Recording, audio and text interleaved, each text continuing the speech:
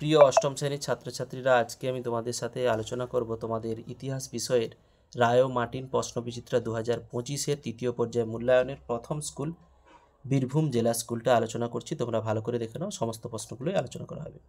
Eliza ইম্পের বানানো আইনগুলো বাংলা অনুবাদ করেন ডির অপশান উইলিয়াম কেরি। নাট্যভিয়ন নিয়ন্ত্রণ আইন পাস করেন সির অপশান লর্ড নর্থবুক। এখানে লর্ড লিটন হচ্ছে দেশীয় ভাষা মুদ্রণ আইন জারি করেছিলেন 1887 সালে, তোমরা লিখে দিতে পারো।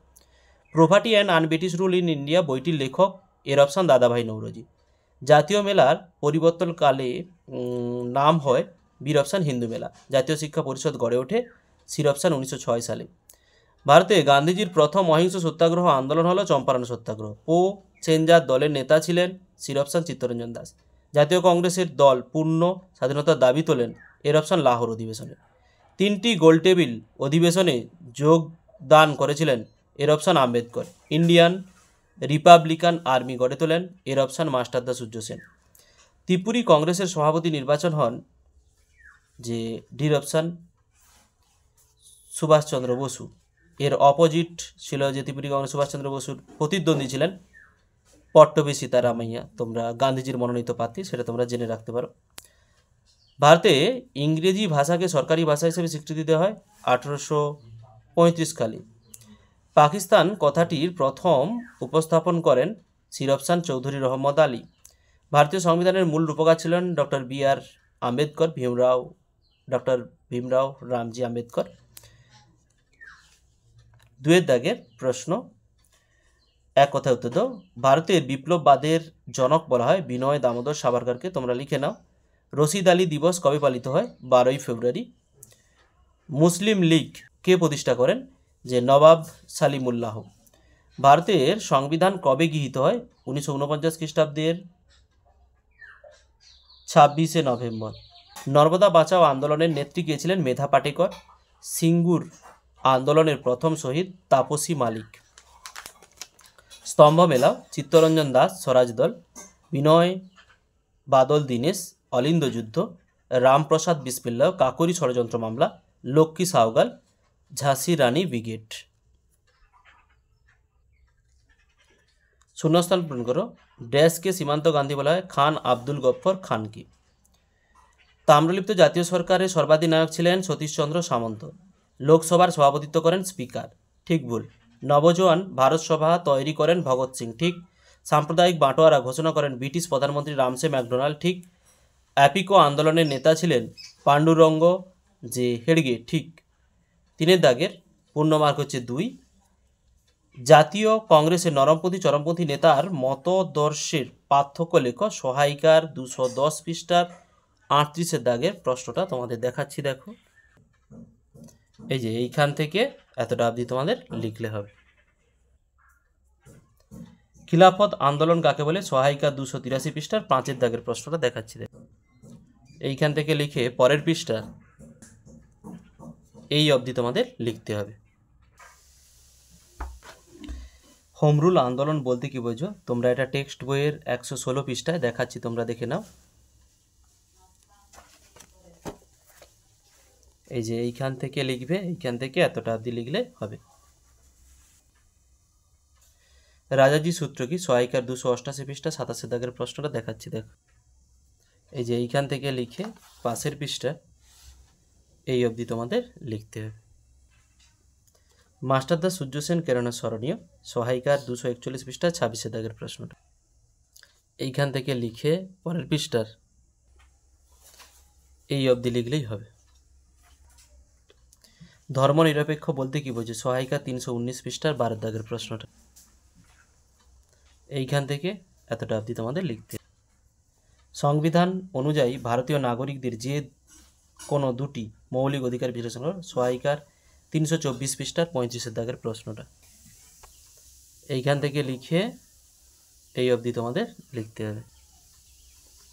তেভাগা আন্দোলন কাকে বলে? সহায়িকা 313 পৃষ্ঠা 21 দাগের প্রশ্নটা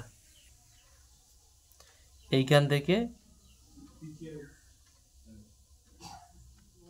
এই এতটা অবধি লিখতে হবে। তারপরে তেভাগাদের যে দাবি এই এতটা তুলে দিলেই মোটামুটি হয়ে যাবে।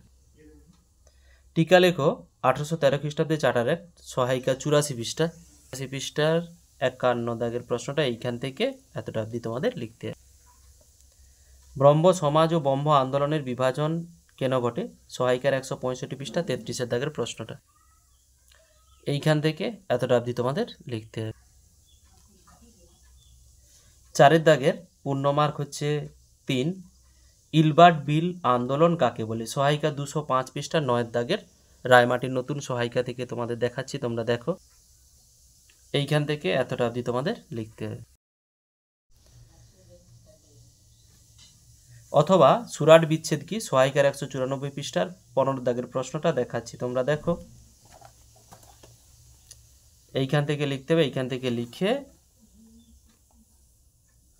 এই অবধি তোমাদের অবশ্যই লিখতে হবে।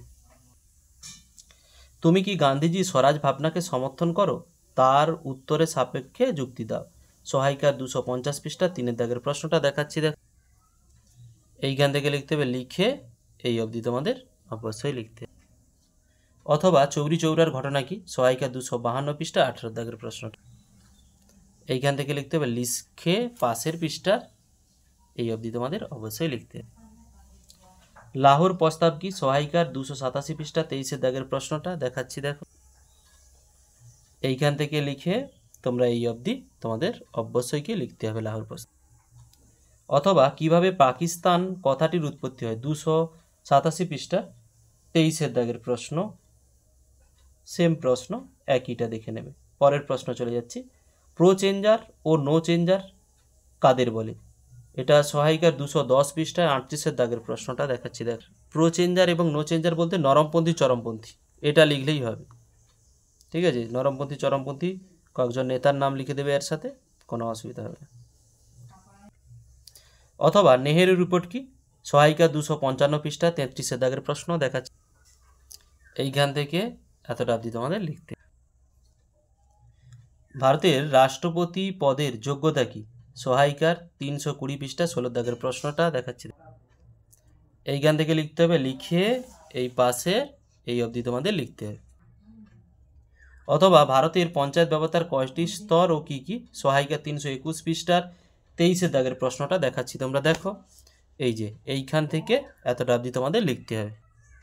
5 দাগের টিকা লেখো যে জালিয়ানওয়ালাবাগের হত্যাকাণ্ড, সহায়িকার 231 পৃষ্ঠার 8 দাগের প্রশ্নটা দেখাচ্ছি, এইখান থেকে লিখতে হবে, লিখে পাশের পৃষ্ঠার এই অবধি তোমাদের অবশ্যই লিখতে হবে। পরের প্রশ্ন, জাতীয় কংগ্রেস দলের প্রতিষ্ঠার কারণ কি ছিল? সহায়িকার 190 পৃষ্ঠা 7 দাগের প্রশ্নটা দেখা, এইখান থেকে লিখে পাশের পৃষ্ঠার এই যে এই অবধি তোমাদের অবশ্যই লিখতে হবে। গান্ধীজি ও সুভাষচন্দ্র বসুর আদর্শগত বিরোধে ভারতীয় রাজনীতিতে কতখানি প্রভাবিত করে? সহায়িকা 245 পৃষ্ঠা 33 দাগের প্রশ্ন, এইখান থেকে লিখে পাশের পৃষ্ঠার এই অবধি তোমাদের লিখতে হবে। আজাদ হিন্দ ফৌজ কিভাবে ভারতীয় অভিযান করেছিল? সহায়িকা 247 পৃষ্ঠা 37 দাগের প্রশ্নটা তোমাদের দেখাচ্ছি, দেখো। এই যে এইখান থেকে লিখতে হবে এর পরের পৃষ্ঠার এই যে এখান থেকে পুরোপুরি শেষ অবধি লিখে এর পাশের পৃষ্ঠার এই অবধি তোমাদের অবশ্যই লিখতে হবে।